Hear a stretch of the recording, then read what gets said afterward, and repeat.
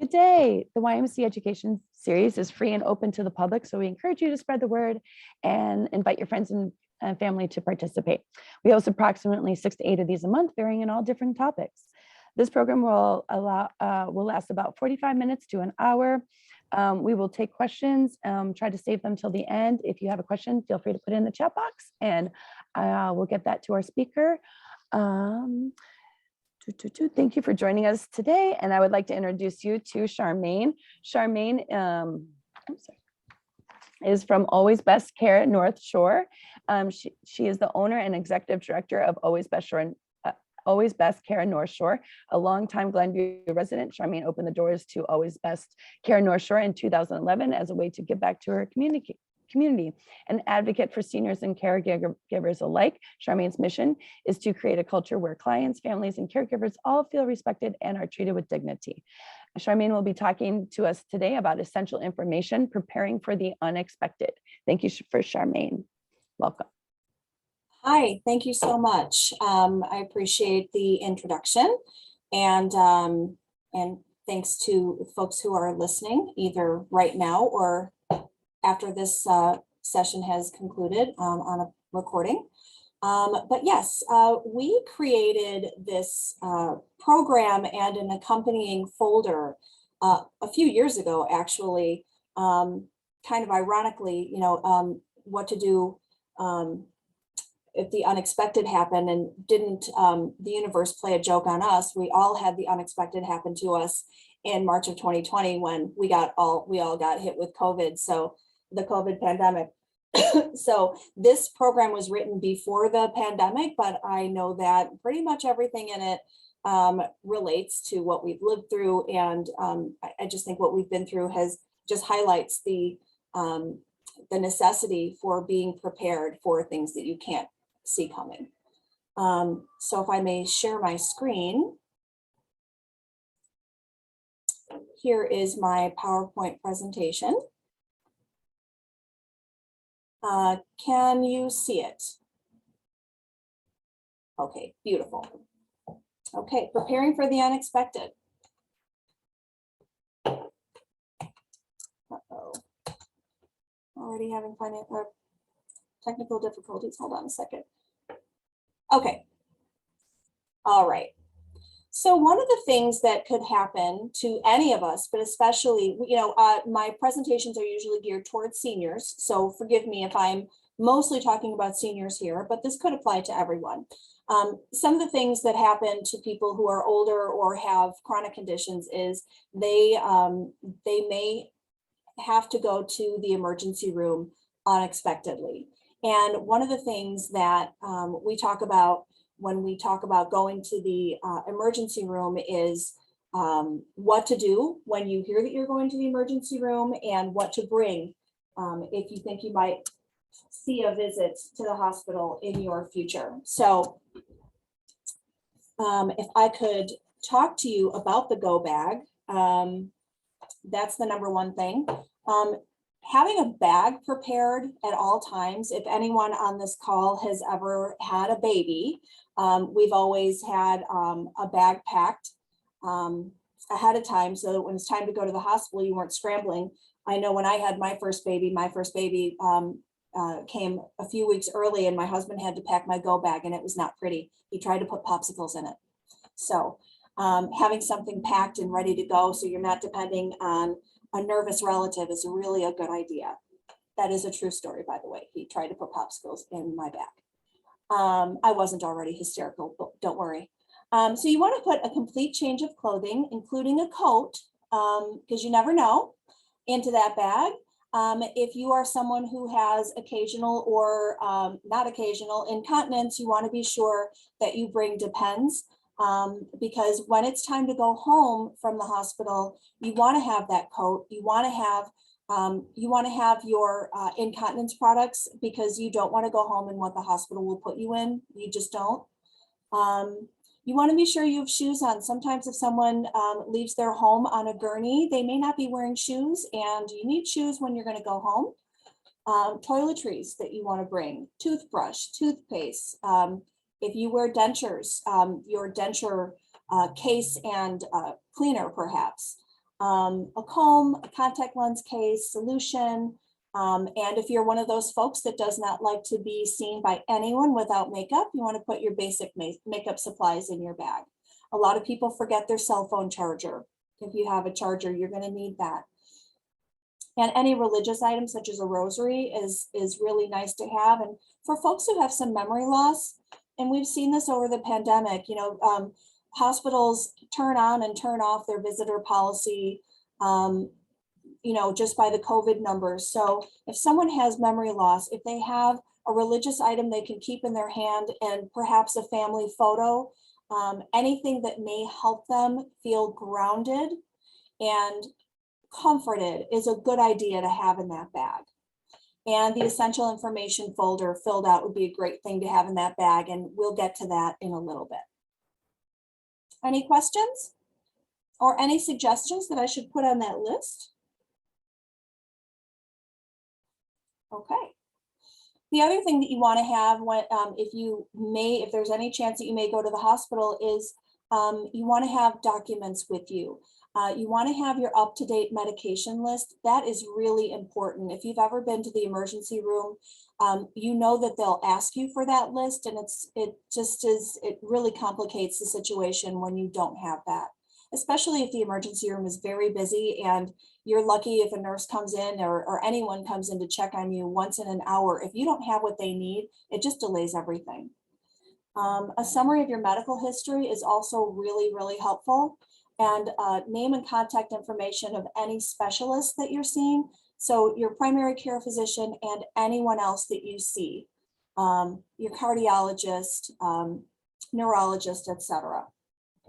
If you have healthcare power of attorney, it's a really good idea to have that with you, or at least make sure it is in your chart at that hospital if you normally would be going to that particular hospital. If you have advanced directives, it's really recommended that you have that with you. And also make sure that it's put into the system at that hospital, if, again, that's the hospital you normally go to. And we will talk about advanced directives a little bit later. Photocopies of your health insurance cards. You know, most people have their health insurance card in their wallet. Just make sure. I would say it's a really good idea to have an extra copy of that insurance card in your go bag, because if you happen to leave the house and it's an emergency, you might not have your wallet with you. So have that and a list of any emergency contacts. Okay, and also, as you can see, if you do use a cell phone, any of the contact information that I mentioned above would be great to have in your phone. Okay, and just the last little bit here before we move on to the folder is just talking about going to the hospital unexpectedly. There is a difference in emergency room protocol for emergency transport versus personal transport. You know, sometimes if you are not medically in need of an ambulance, don't call 911 because it's more convenient. That's not what I'm getting at. But if it's an emergency and your family member is trying to decide if they should bring you or if you should go by ambulance, just understand that people who are brought in by ambulance are at least triaged, evaluated immediately as compared to people who are brought in a private vehicle. Okay, they will be the ones who are waiting in the waiting room. And how many of you have waited in that waiting room waiting to be triaged? It can take quite a while. But again, transport, that has to be a medical necessity. Okay. Sometimes people go to the emergency room because they go to their doctor and they're in a normal doctor's visit, and their physician is really alarmed by something that they see, and their doctor says, you know, you really need to go to the emergency room. If that's the case, be sure to ask your doctor to call the hospital ahead of time so that they know to expect you and they know why the doctor wants you to come. If the doctor can tell the emergency room staff directly what's going on and what the concern is, that's better for everybody. Okay, it doesn't guarantee that you'll be seen sooner, but it could ensure that, you know, the doctor is relaying the information accurately You know, if your loved one is alone in that appointment, they may not remember exactly what's going on. It's really overwhelming to hear that you have to go to the hospital, and they might not be able to tell the emergency room staff exactly why they're there. So it's a great idea to have the doctor make that call. If you're not sent by your doctor, make sure the ER staff does contact your doctor and any specialist, because your doctor needs to know, and any specialist need to know what's going on with you, and that you went to the emergency room. Okay, so then we can move on to the essential information folder, and I'm going to take my screen off share if I can figure it out. Hold on a second. I have a very jumpy cursor, sorry. Okay, hi. So I just want to show you what the essential information folder looks like. Can you see it? Okay, so in this folder, you're going to see the inside, the guts of this folder, but this is what we put together and we had specially printed. I do have several copies left, so those of you on the call, if you'd like, you can just let us know if you want a copy of this folder when we're finished with the presentation, and we can make sure we can work with the Y to see that you get one. Okay, so I'm going to go back to sharing.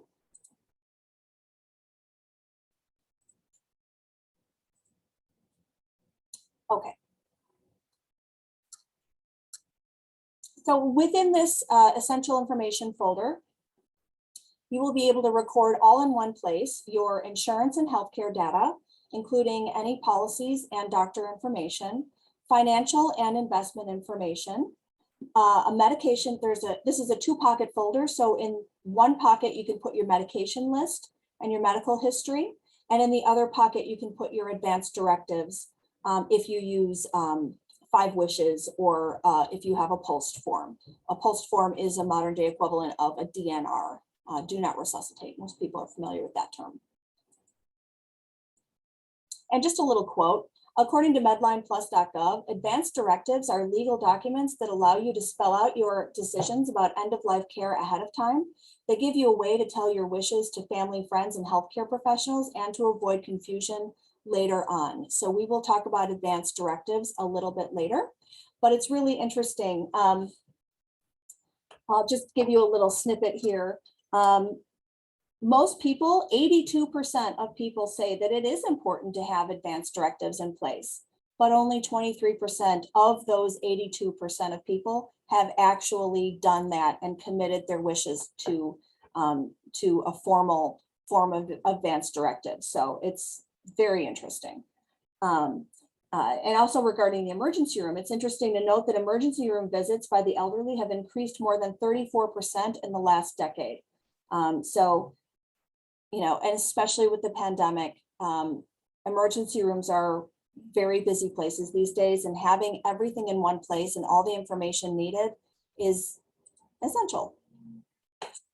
Okay, so on page 1, this will only take a few minutes to get through this, but on page 1, you're going to have just general information, your name, your address, your home, and if you have a cell phone, that number, what you prefer to go by, your marital status, your date of birth, and what language you speak, and a page about your advanced directives. If you have any of these done, just check off the ones that apply. On page 2, your emergency contacts. So if you arrive at the emergency room and you are not with your loved ones, who is the first person that should be called, and any other people following down the chain. Okay. And then there's, if it's a serious situation and you cannot speak for yourself, and you have more of a long-term event, and your family needs to start kind of taking over your day-to-day, they're going to need to know certain things like who are the professionals that you have on retainer to help you with important things in your life. If you have an attorney, who is your attorney? That's going to be needed if you have, a will or a trust. Who is your accountant?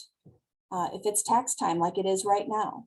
Do you have a financial planner? A financial planner is a very important person to have your family be able to contact, because if you have an event in the hospital that changes how you live and where you live, your financial planner is the one who can help your family through a budget. If you need to live in a senior community of any kind, if you suddenly need, if you have a seminal event like a stroke, and eventually you're able to leave skilled care, but you have to live in assisted living where you never had to do that before, your financial planner would be able to give your family a budget for your rent and to see, where you can afford to go. It's a very important contact to have.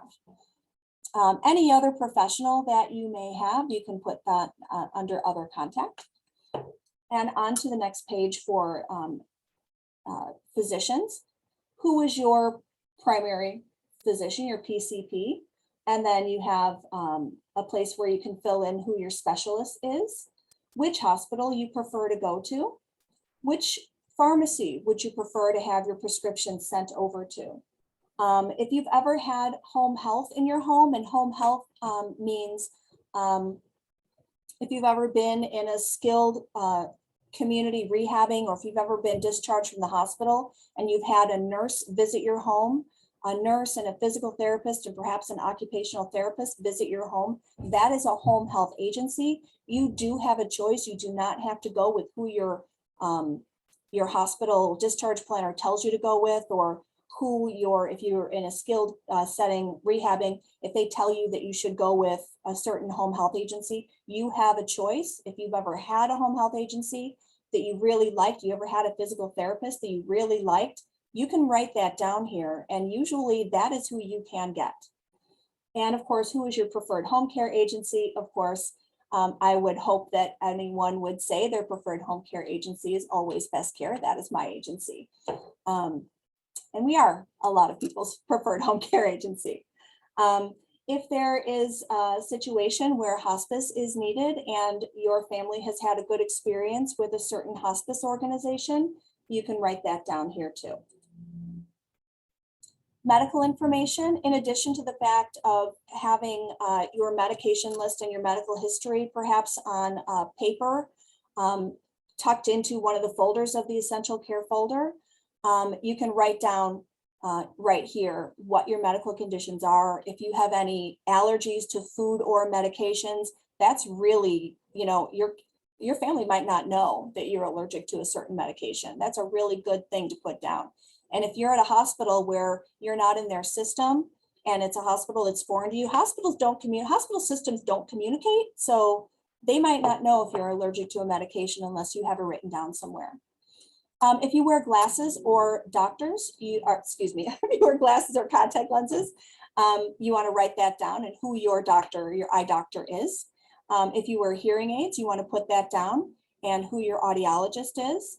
And you should put down who your dentist is in case there is something going on with you orally. And any details about that, whether you wear dentures or you have a bridge or anything that's pertinent. Moving on from medical information, financial information. This is where, and some people are not comfortable, and of course this is your folder, you can put anything you want in there and exclude anything you want. You may not be comfortable putting down certain things, but if you actually, and not many people have physical certificates for their stocks, but believe it or not, we've been in homes where stock certificates have been found worth thousands of dollars. Sometimes people hide them. So you want to write down here if you're in possession of any stocks or bond certificates, any investment records you can place here.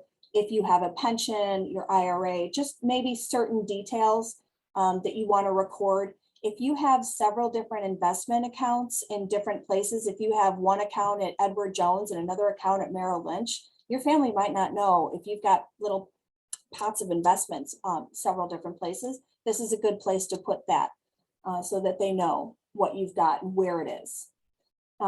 Credit card, checking account, savings information. Again, we've met people who've had multiple savings and checking accounts in multiple banks. So, and you can imagine in 11 years, I've seen a thing or two. Any credit unions, banks, or other financial institutions you do business with, you can write down here. And down at the bottom, a safe deposit box. You know, can't tell you how many times, you know, you come across someone who has a safe deposit box. Their family thinks there's a safe deposit box, but they don't know where it is and they don't know where the key is. So you might not want to write down here exactly where it is if you have it hidden in your house, but if you've given it to a relative, you might want to indicate some way where your family can find the key if you know, need access to it. And also if you have a will on paper somewhere, or if it's in your computer somewhere, write that down. And on the last page, insurance information. It's important for your family to know who your, other than Medicare, if you have a supplement, who that is. If you have any other kind of insurance. If you have a long-term care insurance policy, this is a big one. Many times adult children have no idea if mom or dad have a long-term care insurance policy. And sometimes people have one and they forgot if it was like an employee benefit or something. Years ago, long-term care insurance policies were given to people, and they still are, by their employers. And if they've been retired for 30 years and their kids have no idea, how would you know? Write it down. And every long-term care insurance policy is different. So you really need to know where the details of that policy are so that your family can understand how to use that policy for you when the time comes. If you have homeowners or renters insurance, write that down, as well as your auto insurance. And now the next section of this presentation is regarding advanced directives. But does anyone have any questions regarding the folder so far? I was wondering if we could, rather than pick it up or have it sent to us, can you email those pages to us and then we can just print them out?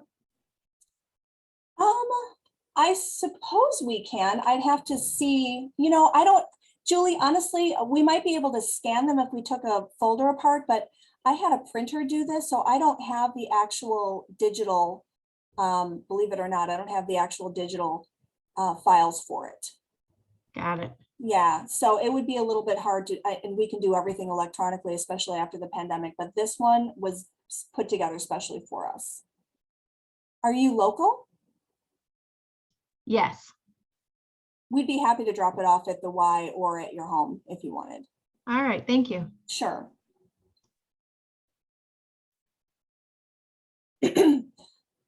Okay, so this last section is about advanced directives, and a specific advanced directive that I'm most familiar with, and many people are familiar with, is the 5 wishes. 5 wishes is a wonderful way to put down on paper exactly how you want to be treated when you cannot speak for yourself. And those 5 wishes are: who is the person I want to make care decisions for me when I cannot? What is the kind of medical treatment I want or don't want? How comfortable do I want to be? How do I want people to treat me? And what I want my loved ones to know. These are very important things. So the 5 wishes is, you know, really special because it not only talks about, you know, the nuts and bolts of what you want, what you don't want, but it also talks about your personal, emotional, and spiritual needs. And it really is a non-intimidating way to make your wishes known. Many people do not do advanced directives because they feel overwhelmed by the prospect of doing it. They feel that they have to make an appointment with an attorney and have something legal put down, and it's going to be expensive and it's going to be intimidating, and it's just something that people know they should do, but they put it off.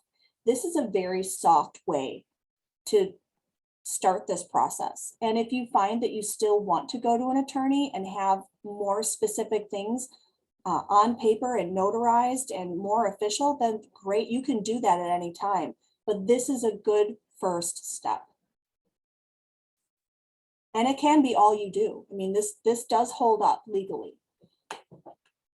5 wishes is for anyone 18 or older. You can be married, single, parents, adult children, friends. Many people, millions of people use this and have used it. Your state, I believe Illinois, yeah, Illinois uses 5 wishes, and it does have, it's enforceable by law. This carries the weight of law behind it, okay? If you have a living will already and you want to change over to 5 wishes, you can do that. It's not as though you have a living will and you can't use this. You can. Down at the bottom of the page here, it does explain that if you want to use 5 wishes instead of a living will, you just need to fill out and sign a new 5 wishes. Just fill this out as the directions say, and then as soon as it's signed, it actually nullifies any previous advance directive. So make sure you sign and date it, and then it is, it does take the place of something you've done previously. So wish number 1, the person I want to make healthcare decisions for me when I cannot make them for myself. Just a few pointers. Picking out a healthcare agent is something that you need to do very carefully, and that may seem obvious, but sometimes people don't consider all of the factors that have to go into this decision. The most glaring thing for me is you really have to make sure that the person that you're picking to be your healthcare agent agrees and feels the same as you do regarding your last days. If you have several children and one of your children wants you to, and you have a disease, and one of your children wants you to fight that disease at all costs, and does not want you to pass away, and does not, want you to quote unquote stop fighting, and you don't feel that way, don't pick that child as your healthcare agent. You have to be sure that your healthcare agent is really on the same page as you are, literally on the same page as you are regarding your last wishes. And if that person is not on the same page, then they could go rogue on you and you can't do anything about it really, So you really have to make sure. The other thing people don't think of, make sure they know. Sometimes people are surprised to find that they are that person's healthcare power of attorney. You have to make sure that they're okay with, they're not only aware that they're your healthcare agent, but you have to be sure that they're comfortable with it, because this is a really big weight to put on someone. It's an honor and a privilege, and also a big responsibility. So you have to make sure that that person's okay with all of that. So they're on the same page as you are, and that they're okay with being the person making decisions for you. The other thing about picking a healthcare agent, it's really important that you do this. Don't skip this step, because if there are several family members and something happens and you can't speak for yourself, family members can fight. Several people might think that they know what you would want, but if you didn't write down one person to speak for you, then there could be a lot of fighting, and that fighting can last for years. Families can be fractured over fights that happen in emotional situations like this. So wish 2. My wish for the kind of medical treatment I want or do not want. So this is a sticky one. This is something that you really have to consider. Let's just go over what it says here on the page. What you should keep in mind as my caregiver. I do not want to be in pain. I want my doctor to give me enough medicine to relieve my pain, even if that means that I will be drowsy. Or you could choose, I do not want anything done or omitted by my doctors or nurses with the intention of taking my life. I want to be offered food and fluids by mouth and kept clean and warm. So you can choose what you want here, okay? What is life support? Life support treatment means any medical procedure, device, or medication to keep me alive. Life support treatment can include medical devices to put in me to help me breathe, like People were intubated a lot over the pandemic. Food and water supplied by medical device, tube feeding, CPR, et cetera, et cetera. So if you wish to limit the means of these sort of life support treatments because of personal beliefs or religious beliefs, you want to write down in the space below to make very clear what you would not want to be done or what you would want to be done. Okay.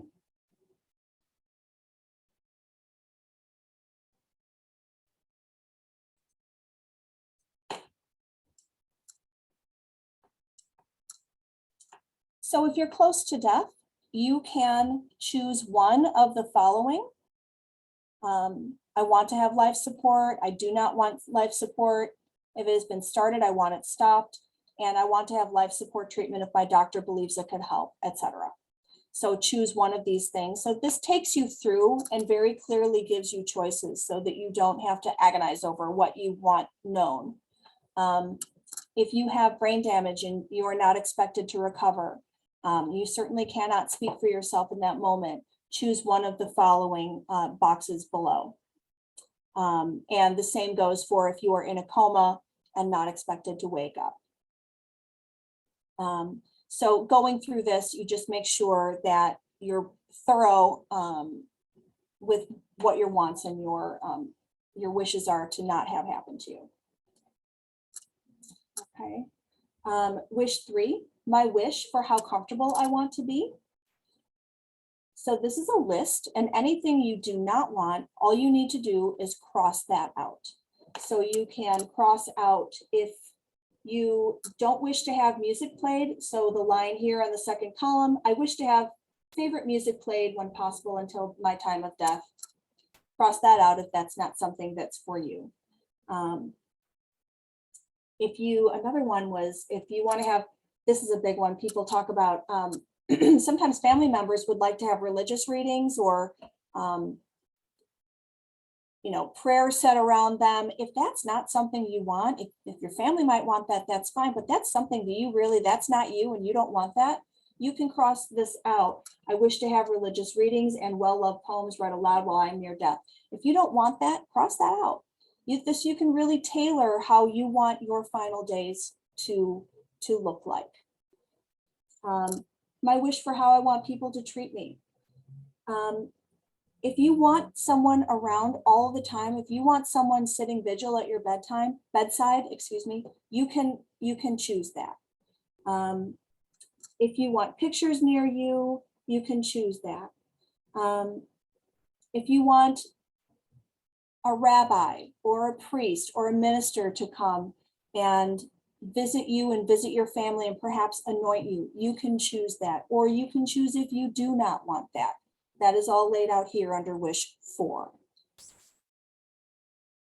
And wish 5, sometimes people take wish 5 and they really expand upon it and it goes beyond this page, but this is where you can say, some of the things that you want to make sure they know. You want to be sure that, that they know that you love them.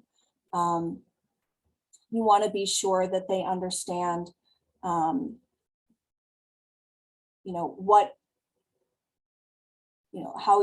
how you feel about them, that you're not afraid of death, or if you are afraid of death, your thoughts. These are just some, I think it's a little harder to go down this list and cross out things or, circle things. This might be an opportunity to take out a piece of paper and try to write down, using this list as a guide, write down some things that your family should know. And often people will plan their own memorial service, and you can make sure that you either have that filed on here, like stapled here, or if you have it in your computer, you can write down under, if there is to be a memorial service for me, perhaps you can write down that it's in your computer and where to find that file if you're that organized. But this is just a good opportunity to write down your final wishes for, things that you want your family to know and do when you pass. And then the last page, of course, is making it all legal, signing it. Some states have requirements that you have a witness. Some states you have to have two witnesses, and some states you have to have it notarized. I would go over and above, because if you have any, if there's any chance that you won't be in the state of Illinois when you do pass away, you want to be sure that your wishes can be honored wherever you are. And that is the 5 wishes. And that is my presentation. Thank you for listening. Do you have any questions? Would it be possible for us to get a written copy of the 5 wishes as well? It is actually, and if you get a folder from me, we keep the 5 wishes actually in the back of it, so you would have a copy of it. But if you only want the 5 wishes, I can certainly get that to you as well. No, both documents are very helpful. Okay, great. Any other questions from you? I have everyone's emails from when they registered. So if you send it here, I can connect people too, just to let you know. But we can talk about that, Charmaine. Okay, wonderful. Well, I hope I managed. I said to Pam before we started, I haven't done this presentation in about 1.5 years, so I hope I wasn't too rusty. Oh, you were great. And I actually learned a lot. So thank you for that. If there's any other questions, I'll just kind of do a quick close. Cool. Any other I questions? just want to say in closing that, you know, as a home care agency, we get phone calls from folks frequently who are in a crisis situation, and they really are spinning and they're overwhelmed and frightened. And when they have information is power. So when they have the information at their fingertips, it really brings the emotion level to a manageable place. So this sort of information, whether you use this folder or whatever you use, it's really a good idea to prepare your family for anything that you can't foresee. Awesome. Well, thank you so much, Charmaine. We really appreciate that. That concludes our YMCA Education Series presentation. On behalf of the North Suburban YMCA and our YES series, we thank you for supporting our organizations and programs like these. Special thank you to Charmaine for talking to us about Always Best Care North Shore. Programs like this are free and open to everyone in the community. We encourage you to support programs like this and come to your YMCA, support us online. We hope to see you at our next series talk, which is this Thursday at 10 a.m. The talk will be tax efficient retirement income. If you choose to check in on us on that. And we'll be hearing more from Always Best Care North Shore coming up next month. So thank you very much. Anytime. It's a pleasure. Have a good day, everyone. Bye. Thank you. Thank you. Thank you very much. Thank you.